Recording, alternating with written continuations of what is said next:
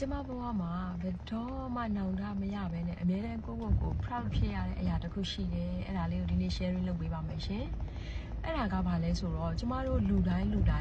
နေ့စဉ်ဘဝမှာပဲမဆိုဒါမှမဟုတ်ရင်ဘဝရဲ့အချိုးအကွေ့တိုင်းမှာအခုလမ်းဆုံးတစ်ခုရောက်လာပြီဆိုတဲ့အခါတိုင်းကိုကျမတို့ဘာလုပ်ရလဲဆိုရင်လေဒီရွေးချယ်မှုတွေဆိုတဲ့ choices တွေကိုလုပ်ပေးရတယ်ပေါ့နော်ကျမဘဝမှာအခုနပြောသလိုပဲကျမရွေးချယ်မှုတွေအများကြီးတောက်လျှောက်လုပ်ခဲ့ရတာရှိတယ်ကျမရဲ့ career ဘိုင်းမှာရှိမယ်ကျမရဲ့ဒီ education ဘိုင်းမှာရှိမယ်ကျမရဲ့ business ဘိုင်းမှာရှိတယ်လို့ကျမရဲ့ဒီလူနေမှုဘဝပေါ့ lifestyle အရာဆိုတော့၎င်းဒါမှမဟုတ်ရင်လည်းဒီအိမ်တော်ပြုတာဒီကိုဘဝလက်တွဲဘဝကိုရွေးချယ်တဲ့အခါမှာတော့၎င်းပေါ့နော်ကျမဘဝမှာဒီဘဝထဲမှာပေါ့ဆယ်တန်းတော့လည်းအဲ့လိုပဲတောင်းပြီးတော့လည်းအဲ့လိုပဲအလုပ်ပြောင်းတော့လည်းအဲ့လိုပဲရွေးချယ်မှုတွေကိုအများကြီးကိုလုပ်ခဲ့ရတာရှိတယ်အဲ့ဒီရွေးချယ်မှုလုပ်တိုင်းမှာလေကျမအမြဲတမ်းမှန်ကန်ခဲ့တယ်ဘာရွေးချယ်မှုပဲလုပ်သည်ဖြစ်စေကျမအမြဲတမ်းမှန်ကန်ရွေးချယ်နိုင်ခဲ့တယ်ဒါကကိုယ့်ရဲ့အားသာချက်တစ်ခုပေါ့နော်အမြဲတမ်းမှန်ကန်အောင်ရွေးချယ်ခဲ့တော့လေဒါကသူ့ဘာသာသူအော်တိုမှန်ကန်သွားတာလားဒါမှမဟုတ်ရင်မှန်ကန်အောင်ရွေးချယ်ခဲ့တာလားကျမမသိဘူးဒါပေမဲ့အခုဘာပဲလုပ်ကိုယုံကြည်မှုရှိတာကငါလုပ်ခဲ့တဲ့ငါရွေးချယ်ခဲ့တဲ့အရာတိုင်းဟာအမြဲတမ်းမှန်ကန်နေတာဆိုပြီးတော့အမြဲတမ်းကိုဝမ်းသာပြီးတည်ဖြစ်တယ်ပေါ့နော်ဒါကတော့ဂုဏ်ယူရမယ့်အရာတစ်ခုပဲဆိုပြီးတော့လေ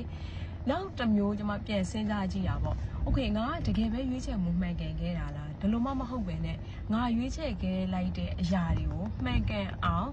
proof လုပ်ပြီးတော့စူးစမ်းခဲ့တာလားဆိုတော့ကျွန်မအမြဲတမ်းပြန်တွေးတယ်နှစ်ခုလုံးဖြစ်နိုင်တယ်သူ့ဘာသာသူမှန်ကန်သွားတာလဲโอเคလူတွေကတွေးရတယ်ကျွန်မကန်ကောင်းလို့ဆိုပြီးတော့ကန်ကောင်းလို့ဆိုတဲ့နောက်မှာကျွန်မရဲ့စူးစမ်းအားထုတ်မှုတွေပါတယ်လို့ကျွန်မယုံကြည်တယ်အခုနောက်လိုမျိုးပဲကိုရွေးချယ်လိုက်တဲ့အရာတိုင်းကိုလူတွေကမှန်ကန်သွားတယ်လို့ယုံကြည်ရလောက်တဲ့အထီကိုကျွန်မစူးစမ်းခဲ့တယ်အဲ့ဒါလည်းဒီ factor တစ်ခုတော့ဖြစ်လိမ့်မယ်လို့ကျွန်မယုံကြည်ရပေါ့နော်အဲ့ဒီတော့ကျမတို့ daily နေ့တိုင်းမှာလူတိုင်းကရွေးချယ်မှုတွေလုပ်ရတယ်အခု morning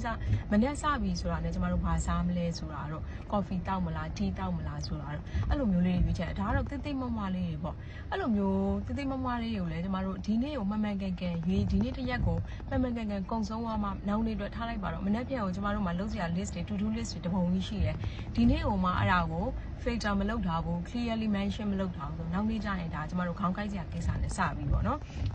အဲ့လိုမျိုးပဲနေ့တိုင်းမှာရွေးချယ်မှုတွေကျမတို့လုပ်သွားရမယ်ဒီနေ့ဘာလုပ်မယ်ဆိုတာကိုပြီးမြောက်အောင်ကျမတို့စဉ်းစားပြီးသွားလို့ရှိမှမနေ့ပြန်မှာ result ကောင်းထွက်မှာအဲ့လိုမျိုးပဲဒီလကိုဘာလုပ်ခဲ့လဲဆိုတာကို result ကောင်းထွက်မှာကျမတို့နောက်6လမှာနောက်တစ်နှစ်မှာ result ကောင်းထွက်မှာပေါ့နော်အဲ့ဒီတော့ရွေးချယ်မှုတွေလုပ်တဲ့အခါမှာမှန်ကန်လုပ်ဖို့အရေးကြီးတယ်ပြီးတော့ကိုရွေးချယ်ပြီးတဲ့ဟာကိုလည်းမှန်ကန်